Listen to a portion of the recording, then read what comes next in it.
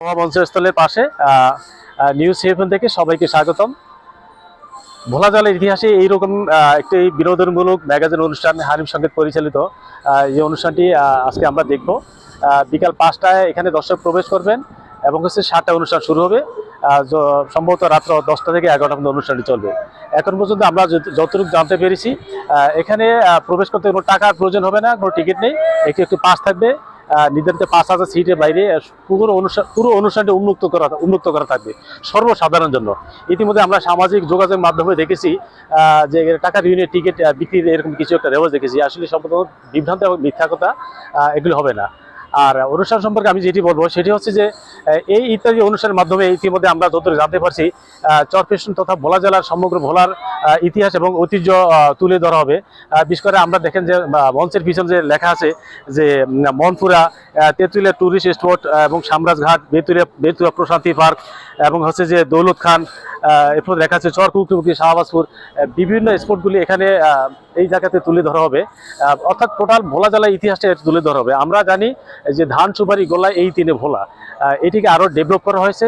এই ডেভেলপ বাইরে এটি হচ্ছে যে এটি ইলিশের দেশ। আমরা বর্তমানে বাংলাদেশে যে ইলিশ রপ্তানি করা হয় তার 1/3 আমরা ভোলা জেলার এই চরফ্যাশন এবং ভোলা থেকে রপ্তানি করি।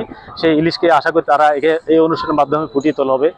ভোলাতে আছে আমাদের বীরশ্রেষ্ঠ মোস্তফা কামাল, এখানকার যে আমাদের যে টাওয়ার, যে চরফ্যাশন টাওয়ার এবং আমাদের বেতুয়া প্রশান্তি পার্ক, আমাদের যে শিশু পার্ক, ফ্যাশন স্কোয়ার, কুকরিমুখী এবং হচ্ছে যে ঢালচরের যে তারুয়া, এই সমস্ত দিকগুলি এখানে ফুটিয়ে তুলবে আমরা যতটুকু জানতে পারছি। এখানকে আশা করি আমাদের এই ঐতিহ্যবাহী অনুষ্ঠানের মাধ্যমে ভোলা জেলা তথা চরফ্যাশনকে সারা বাংলাদেশ তথা পৃথিবীতে ফুটিয়ে তোলা হবে। পরবর্তীতে যেটা সুফল আমরা ভোগ করবো, আমাদের অনুরোধ থাকবে যে এখানকার যারা স্থানীয় যারা বাসিন্দা আছেন তারা সর্বাত্মক সহযোগিতা করবে এই অনুষ্ঠানকে, যাতে করে সুন্দর এবং সুশৃঙ্খল অনুষ্ঠান করার সহায়তা করে আমরা আমাদের ভদ্রতার পরিচয় দিতে পারি যে আসলে আমরা এখানকে যারা বাস করি তারা ভদ্রলোক মানুষ।